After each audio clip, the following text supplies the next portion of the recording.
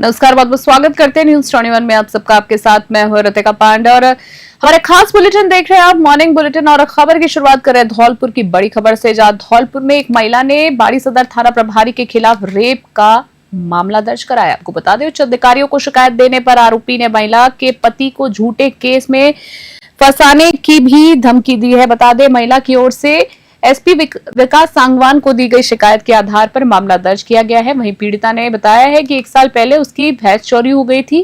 थाना प्रभारी विनोद कुमार ने भैंस लौटाने के बहाने उसे सरकारी क्वार्टर पर बुलाया। वहां उसने कई दिन तक उसके साथ जबरन शारीरिक संबंध बनाए हैं। जबकि जब महिला ने उच्च अधिकारियों को उसकी सूचना दी तो थाना प्रभारी ने उसके पति को झूठे मुकदमे में फंसाने की धमकी दी है। एसपी विकास सांगवान ने बताया कि रेंज आईजी ने थाना प्रभारी को निलंबित कर दिया है। धौलपुर से संजय कसाना की रिपोर्ट। क्या मामला हुआ है सदर थाने को बाड़ी वाला? देखिए, कल शाम को बाड़ी सदर थाना क्षेत्र से एक परिवादिया महिला जो है वो मेरे कार्यालय में प्रस्तुत हुई थी, जिसमें उसने अवगत कराया कि उसके द्वारा करीब 1 वर्ष पूर्व एक एफआईआर सदर थाना बाड़ी में दर्ज कराई गई थी कि मेरी भैंस चोरी हो गई है और उसको रिकवर कराया जाए। जिसके संबंध में उसने जो आरोपी थे उनके बारे में जानकारी भी दी थी। तो एसएचओ के द्वारा उसमें जो संज्ञान में आया कि कई बार महिला जो परिवादिया है उसके इच्छा के विरुद्ध उसको अपने रूम पे बुलाया गया, उसके साथ जो है संबंध स्थापित किए गए और उसके बाद उस पर जो है कार्रवाई के लिए उसने उस पर की। पुनः कुछ समय पश्चात दोबारा उसकी जो भैंस है वो चोरी हो गई और महिला ने फिर से एक एफआईआर दर्ज कराई, जिसके लिए दोबारा से जो एसएचओ है विनोद बाड़ी सदर, उनके द्वारा महिला पर दबाव बनाया गया, जिसके कारण कल वो मेरे पास यहाँ पेश हुई और तुरंत संज्ञान लेते हुए हमने उसमें एफआईआर दर्ज की है। और अगली खबर देख रहे हैं डूंगरपुर से बुलेटिन में, जहां डूंगरपुर जिला कलेक्टर अंकित कुमार सिंह के निर्देशन में ग्राम पंचायत सबला में रात्रि चौपाल का आयोजन एसडीएम की अध्यक्षता में किया गया है। रात्रि चौपाल में ग्रामीणों ने मुख्य रूप से रास्तों पर अतिक्रमण हटवाने, पुस्तकालय भवन निर्माण, गौशाला के लिए भूमि आवंटन सहित कई विभिन्न परिवेदनाएं अधिकारियों के समक्ष रखी है। उपखंड अधिकारी ने सभी परिवेदनाओं को गंभीरता से लेते हुए संबंधित अधिकारियों से तथ्यात्मक जानकारी प्राप्त की है और तत्परित और गुणवत्तापूर्ण निस्तारण के निर्देश दिए हैं। इस अवसर पर विभागीय अधिकारियों ने अपने अपने विभागों से जुड़े जन कल्याणकारी योजनाओं की जानकारी भी ग्रामीणों के साथ साझा की है, ताकि लोगों को सीधा लाभ मिल सके। चौपाल में उपस्थित अधिकारियों ने प्रतिभावान छात्रों और छात्राओं का भी अभिनंदन किया। डूंगरपुर से ब्यूरो रिपोर्ट देख रहे हैं आप।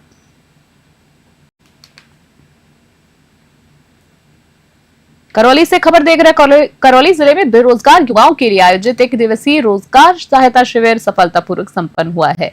इस शिविर में 373 युवाओं का प्राथमिक चयन किया गया है। बता दें आपको, जिला रोजगार कार्यालय में सहायक निदेशक मुकेश कुमार ने बताया कि रोजगार सेवा निदेशालय राजस्थान के निर्देशानुसार कौशल रोजगार एवं उद्यमिता विभाग के करौली के द्वारा गुरुवार को जिला मुख्यालय स्थित पुरानी कलेक्ट्रेट के पास हाइट परिसर में ये शिविर आयोजित किया गया है। आपको बता दें, डाइट परिसर में ये शिविर आयोजित हुआ है, जहां इस मौके पर लगभग 1000 आशार्थियों ने भाग लिया है। इस दौरान सूचना एवं जनसंपर्क विभाग द्वारा युवाओं और छात्र छात्राओं को वंदे गंगा जल संरक्षण अभियान, पंडित दीनदयाल उपाध्याय अंत्योदय संबल पखवाड़ा, मासिक सुजस एवं कैरी बैग निःशुल्क वितरित भी किया गया है। करौली से राधा रमन सारस्वत की रिपोर्ट देख रहे हैं आप।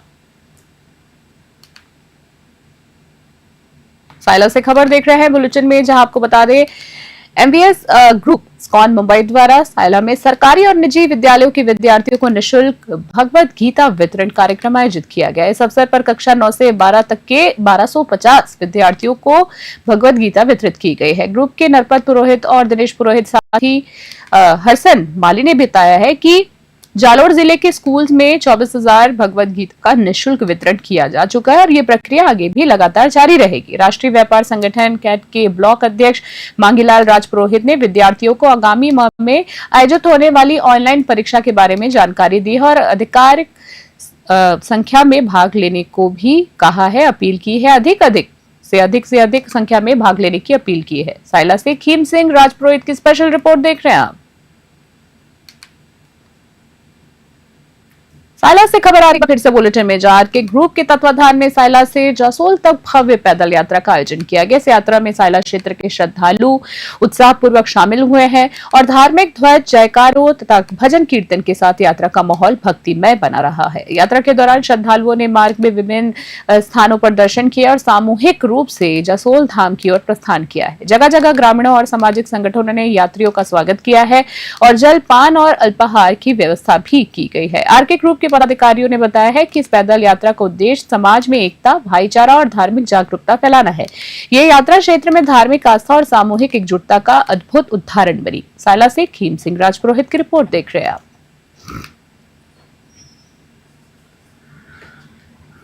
धौलपुर से खबर देख रहे हैं, जहां धौलपुर जिले में ऋषि पंचमी और देव छठ के अवसर पर आयोजित तीर्थराज मंचकुंड और पहाड़ वाले बाबा के 2 दिवसीय मेले का गुरुवार को आगाज हो गया है।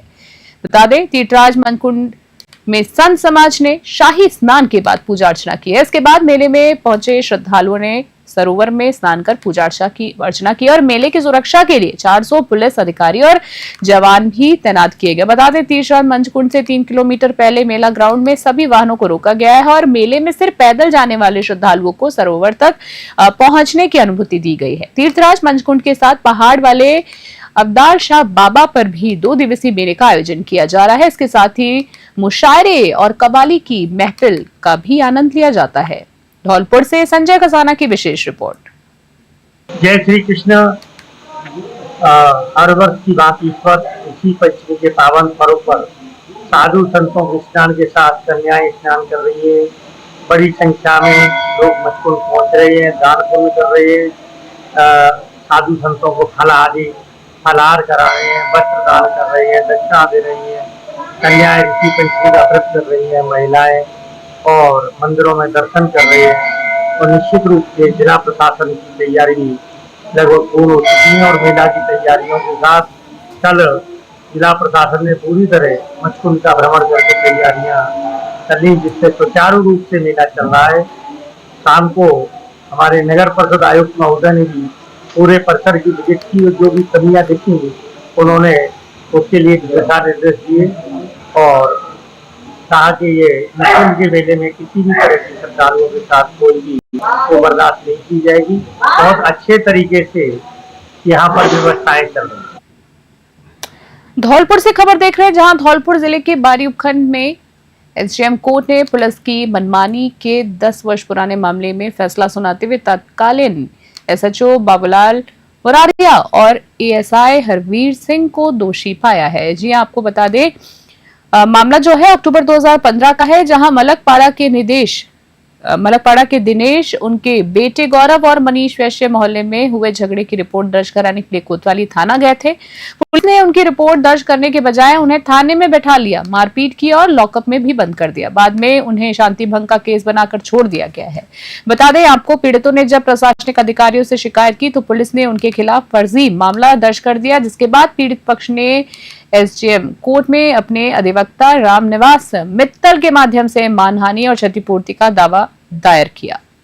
धौलपुर से संजय कसाना की विशेष रिपोर्ट देख रहे हैं आप। विक्टिम दिनेश चंद वगैरह के खिलाफ झगड़ा हुआ तो थाने पर दर्ज करने गए तो पुलिस ने उनकी मारपीट की, जब उनको 151 बंद कर दिया। बाद में पता लगा कि वकील के भाई हैं तो उन्होंने झूठा केस एफआईआर नंबर 116 2015 थाना बाड़ी में दर्ज किया।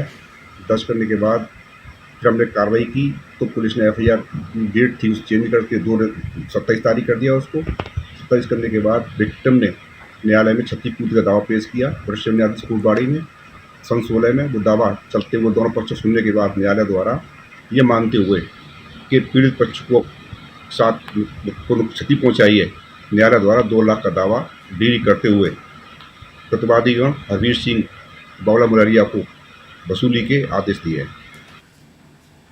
और खबर देख रहे हैं, जहां धौलपुर से आ रही है, हॉकी के महान जादूगर मेजर ध्यानचंद के जन्मदिन को राष्ट्रीय खेल दिवस के रूप में मनाने के लिए धौलपुर के हॉकी और फुटबॉल खिलाड़ियों ने इंदिरा गांधी स्टेडियम पर श्रमदान किया और पूरे स्टेडियम को साफ किया है। बता दें आपको, पूर्व राष्ट्रीय हॉकी खिलाड़ी अजय बघेल ने बताया है कि मेजर ध्यानचंद ने स्वयं स्टेडियम में अपने हॉकी का जादू दिखाया है। उनके जन्मदिन के अवसर पर खिलाड़ियों में काफी उत्साह देखा गया है। इसके लिए हॉकी और फुटबॉल के खिलाड़ियों ने मिलकर श्रमदान अभियान चलाया है और स्टेडियम को पूरी तरीके से साफ किया। कल स्टेडियम में मैत्री मैच का आयोजन किया जाएगा और हर्षोल्लास के साथ मेजर ध्यानचंद का जन्मोत्सव भी मनाया जाएगा। इस अवसर पर स्पोर्ट्स आइडल के रूप में उपलब्धि अर्जित करने वाले खिलाड़ियों को भी सम्मानित किया जाएगा। इस श्रमदान अभियान में जिला खेल अधिकारी अशोक कुमार, जिला फुटबॉल संघ के सचिव और कोच संदीप राणा, जिला बैडमिंटन संघ के सचिव मोहम्मद जाकिर हुसैन सहित कई खिलाड़ी मौजूद रहे। धौलपुर से संजय कसाना की रिपोर्ट। कल मेजर ध्यानचंद जी के जन्म दिवस के अवसर पर आज बड़ी फील्ड के इंदिरा गांधी स्टेडियम में आज फुटबॉल और हॉकी के नन्हे मुन्ने बच्चों ने, खिलाड़ियों ने आज श्रमदान किया है और कल की तैयारियां यहाँ हैं। तो देखें, कल मैत्रीपूर्ण हॉकी का मैच और फुटबॉल का मैच का आयोजन करेंगे। उनके जन्म दिवस को धूमधाम से मनाएंगे। हमारे धौलपुर के खिलाड़ी सभी उनके जन्मदिन को धूमधाम से मनाएंगे। पोखरण से खबर देख रहे हैं, जहां कैबिनेट मंत्री अविनाश गहलोत का पोखरण दौरा बुधवार को संपन्न हुआ है। मंत्री जोधपुर से सड़क मार्ग के माध्यम से पोखरण पहुंचे और उनके आगमन पर भाजपा कार्यकर्ताओं द्वारा भव्य स्वागत किया गया है। आपको बता दें, पलसुंड सड़क मार्ग पर निजी प्रतिष्ठान में उनका स्वागत भव्य तरीके से किया गया। इस दौरान माली समाज सहित भाजपा कार्यकर्ताओं ने बैठक की है और राज्य सरकार की जन कल्याणकारी नीतियों के बारे में जानकारी दी है। मंत्री अविनाश गहलोत का आगामी कार्यक्रम लुणिचा धाम और रामदेवरा जाने का भी है। इस अवसर पर अपर अध्यक्ष मनीष पुरोहित, पार्षद दिनेश व्यास, नगर मंडल अध्यक्ष जितेंद्र माली, महामंत्री रमेश टावरी सहित कई भाजपा कार्यकर्ता मौजूद रहे। पोखरण से भूपेंद्र राणा की रिपोर्ट देख रहे हैं। कि राजस्थान में लोक देवता बाबा रामदेव जी का मेला का उत्सव भी चल रहा है और साथ में हमारे राष्ट्रीय स्वयंसेवक संघ का प्रकल्प है सक्षम, उसका नेत्र कुंभ भी चल रहा है जो 31 जुलाई से शुरू हुआ और 2 तारीख को उसका समापन है। तो लगभग 33 दिन तक चलने वाले इस कुंभ में हजारों लोगों की आंखों का चेकअप हुआ, उनको चश्मे वितरण किए गए, उनका ऑपरेशन किया गया निःशुल्क। और मैं सोचता हूँ कि इतना परोपकार का काम संघ के कार्यकर्ताओं के द्वारा किया गया और निश्चित ही एक बड़ा पुण्य का काम है। साथ ही लाखों की संख्या में भक्त लोगों ने यहाँ रामदेव जी के दर्शन किए उनकी समाधि पर और मत्था टेक करके राजस्थान प्रदेश की और उनके परिवार की खुशहाली की कामना करी है। आज मैं भी उससे सक्षम के नेत्र कुंभ में आया हूँ और बाबा रामदेव जी के मंदिर के दर्शन करने का कार्यक्रम है। यहाँ पोखरण के अंदर जो भारतीय जनता पार्टी के कार्यकर्ता हैं, समाज बंधु हैं, उनके साथ में एक सामाजिक सद्भाव की बैठक हुई है, उनके साथ बातचीत हुई है। तो आज रामदेवरा का कार्यक्रम है और कल फिर वापस जोधपुर। सर, रामदेव से क्या मन्नत रहेगी? देखिए, माननीय मुख्यमंत्री भजनलाल शर्मा जी के नेतृत्व में राजस्थान प्रदेश का हर एक वर्ग, हर एक व्यक्ति खुशहाली से आगे बढ़े, उनकी पारिवारिक और सामाजिक उन्नति हो, विकास के मामले में राजस्थान आगे बढ़े और राजस्थान में सुख समृद्धि का वास हो, यही बाबा रामदेव से प्रार्थना है। और उनसे कामना करते हैं कि वो हम सब पर आशीर्वाद बना के रखें ताकि हम सब लोग राजस्थान प्रदेश के विकास में भागीदार बन सकें। पूरे देश और प्रदेश के। और अगली खबर देख रहे हैं विजयनगर से, जी आपको बता दें, विजयनगर क्षेत्र के ग्राम बहादुरपुरा में दिलकुश गुर्जर हत्याकांड का खुलासा 14 महीने के बाद भी नहीं होने से आक्रोशित मृतक का भाई ओम प्रकाश गुर्जर गुरुवार को अचानक पानी की टंकी पर चढ़ गया। इस घटना से पूरे क्षेत्र में हड़कंप मच गया और बड़ी संख्या में ग्रामीण भी मौके पर पहुंचे। आपको बता दें, सूचना मिलते ही विजयनगर थाना अधिकारी करुण सिंह, खंगरौद डिप्टी सज्जन सिंह और तहसीलदार रामकिशोर जांगीर मौके पर पहुंचे तथा ओम प्रकाश को समझाने का प्रयास करने लगे। अधिकारियों ने निष्पक्ष जांच की और शीघ्र खुलासे का भी भरोसा दिलाया, लेकिन ओम प्रकाश लंबे समय तक नीचे उतरने को तैयार नहीं हुआ। देर शाम तक चले प्रयासों के बाद आईपीएस स्तर से अधिकारी द्वारा न्याय दिलाने का भरोसा मिलने पर बड़ी मशक्कत के बाद उसे सुरक्षित नीचे उतारा गया। मौके पर मौजूद जो ग्रामीण थे नसीराबाद से आए रोहित गुर्जर ने भी प्रशासन से शीघ्र हत्याकांड का खुलासा करने और दोषियों को कड़ी सजा दिलाने की मांग की है। विजयनगर से गौरव व्यास की ग्राउंड रिपोर्ट देख रहे हैं आप। ब्यावर से खबर, जहां राजकीय अमृत कौर अस्पताल ब्यावर में उपचार के लिए भर्ती एक हाई डायबिटीज रोगी की उपचार के दौरान मौत हो गई है। मृतक के परिजनों ने चिकित्सक और नर्सिंग स्टाफ पर उपचार में लापरवाही का आरोप लगाते हुए अस्पताल परिसर में जमकर हंगामा किया है। जानकारी के अनुसार ब्यावर के करणपुरा निवासी जीवन पुत्र प्रताप हाई डायबिटीज का मरीज था। आपको बता दें, गुरुवार को उसकी तबीयत अचानक बिगड़ गई, जिसके बाद परिजन शाम करीब 4 बजे उसे राजकीय अमृत कौर अस्पताल लेकर पहुंचे। स्थिति गंभीर होने के कारण उसे सीसीयू वार्ड में भर्ती कराया गया। बता दें आपको, परिजनों का कहना था कि जब 108 एम्बुलेंस अभी नहीं आई थी तब तक ऐसा करना कारण बन गया। आपको बता दें एक बार फिर से कि सीसीयू वार्ड में भर्ती कराने के बाद परिजनों का कहना था कि जब 108 एम्बुलेंस अभी नहीं आई थी तब ऐसा करना जीवन की मौत का कारण बन गया। हंगामे की सूचना पर मिलने पर सिटी थाना पुलिस मौके पर पहुंची और परिजनों को समझाइश के बाद भेजा गया। आपको बता दें इसके बाद सीओ सिटी राजेश कसाना भी अस्पताल पहुंचे और परिजनों को शांत कराया है। परिजन अंततः बॉडी को पोस्टमार्टम कक्ष में लेने के लिए रवाना हुए और राजी हुए। ब्यावर से सौरभ माथुर की खास रिपोर्ट देख रहे हैं आप। जी, ये हमारे रिश्तेदार हैं, जीवन जी नाम है। इनको एडमिट कराया था ब्यावर हॉस्पिटल के अंदर। तो जब एडमिट कराया था तब ये बिल्कुल तैयार थे, दिन भर सही थे। लेकिन क्या कि लास्ट में जब इनकी ऑक्सीजन की प्रॉब्लम होने लगी, इनको सांस में तकलीफ आ रही थी, ऑक्सीजन की तकलीफ होने लगी, तो डॉक्टर साहब ने इनको रेफ़र किया, अजमेर रेफ़र किया। तो इन्होंने फ़ोन किया स्टाफ में से एम्बुलेंस को, 108 एम्बुलेंस को। 108 वाले जब तक आए नहीं, उससे पहले ही हॉस्पिटल प्रशासन ने उसको मास्क निकाल के उसको बाहर बिठा दिया गेट के बाहर। अब वो गेट पे खड़ा रहा बंदा 15 मिनट लगभग। तो उसके वापस जो सांस लेने में तकलीफ आने लगी एकदम पूरा, जब बिल्कुल मरने जैसी हालत में हुआ तो फिर वो वापस लेके भागे आईसीयू में। तब तक वो बंदा वही ख़त्म हो गया, अंदर ले जाते आईसीयू में ले जाते ख़त्म हो गया। ये इनकी वाइफ है। तो हमारा यही कहना है कि हॉस्पिटल प्रशासन की जो लापरवाही है इसके ऊपर प्रशासन संज्ञान लेवे, पीएमओ साहब, सीएमएचओ साहब इस पर संज्ञान लेवे। क्या नाम है इनका? इनका जीवन जी नाम है। कहाँ रहते हैं? ये कर्णपुरा। कितनी उम्र है इनकी लगभग? 46 साल की समथिंग। आपने भी मुकदमा दर्ज कराया, रिपोर्ट लिखी क्या? जी अभी नहीं कराया, अभी सब आए हैं, घर वालों नया आए। तो आपका नाम सर? मेरा अजरुद्दीन नाम है सर।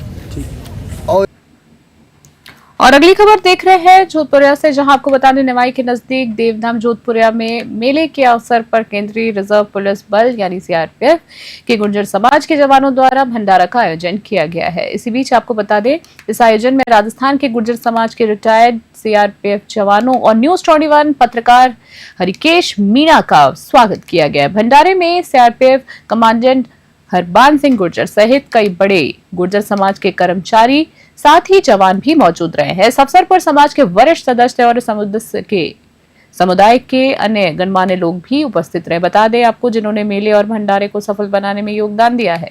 जोधपुरिया से हरिकेश मीणा की खास रिपोर्ट।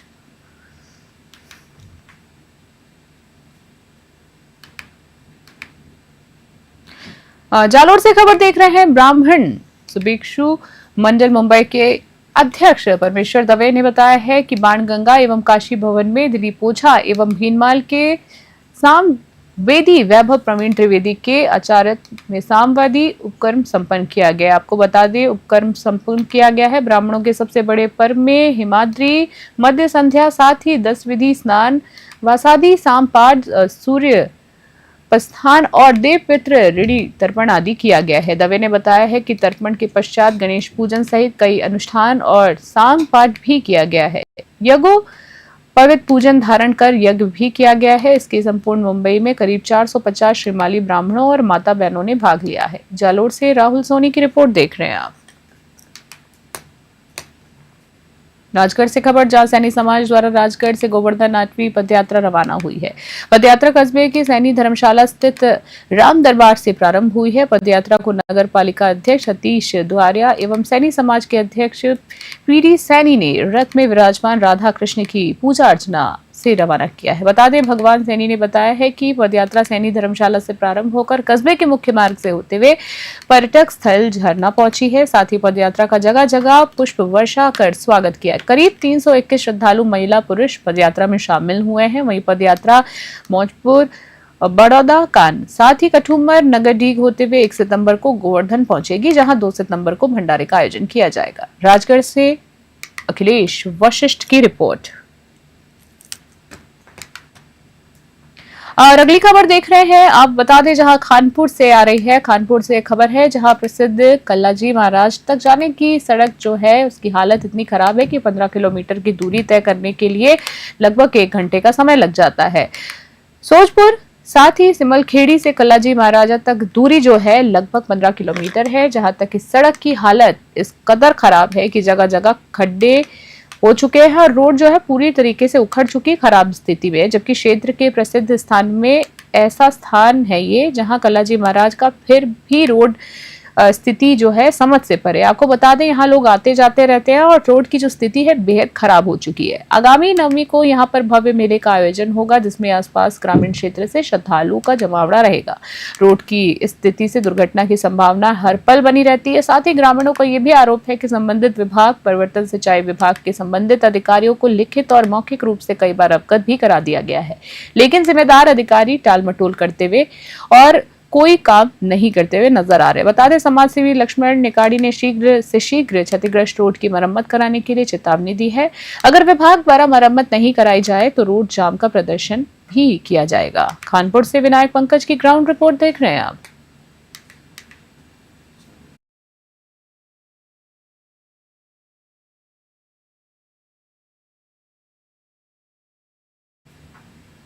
अभी के हमारे खास बुलेटिन में इतना ही। देखते रहें बरारा न्यूज़ 21। नमस्कार।